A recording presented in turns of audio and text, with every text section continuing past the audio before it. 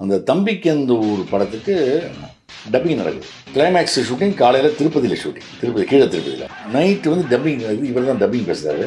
7 மணிக்கு ஆரம்பித்து ராத்திரி விடிகால 2:30 மணி 3 மணி வரைக்கும் டப்பிங் பேசுகிறார். 3 மணிக்கு டப்பிங் முடிஞ்சோன்னே என்னையும் காரில் கூப்பிட்டு போனாங்க. நானும் பார்க்குறேன் 3 மணிக்கு டப்பிங் முடிஞ்சோன்னே டக்குன்னு ரவி போகலாம் பின்னாடி படுத்துட்டார். 2.5 hours திருப்பதி போயிட்டு விடிகால 5:30 மணி 6 மணிக்கு போயிட்டு 7 Hills ஒரு ஹோட்டல், சின்ன ஹோட்டல் அந்த காலத்தில் போனார்.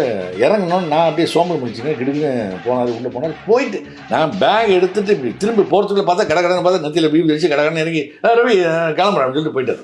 நம்ம அவரோட சின்ன பையன், நமக்கு வயசு சின்ன வயசு இருந்தாலும் இவ்வளோ சுறுசுறுப்பாக ஒரு ஆச்சு. அவர் சின்ன பையன் தான் போவார்.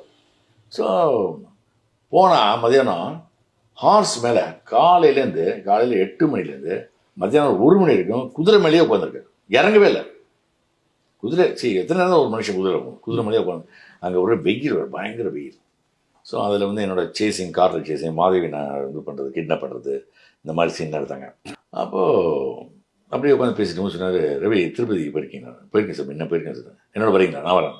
போனால் வெங்கடாஜலபதி கொண்டு பக்கத்தில் நிற்க வச்சிட்டாங்க. ஃபர்ஸ்ட் டைம் லைஃப்பில் வெங்கடாஜலபதி பக்கத்தில் அப்படியே க்ளோஸ் ஜூம் போட்டு டைட்டாக பயங்கர மரியாதை அவரோட போயிருந்தபோது.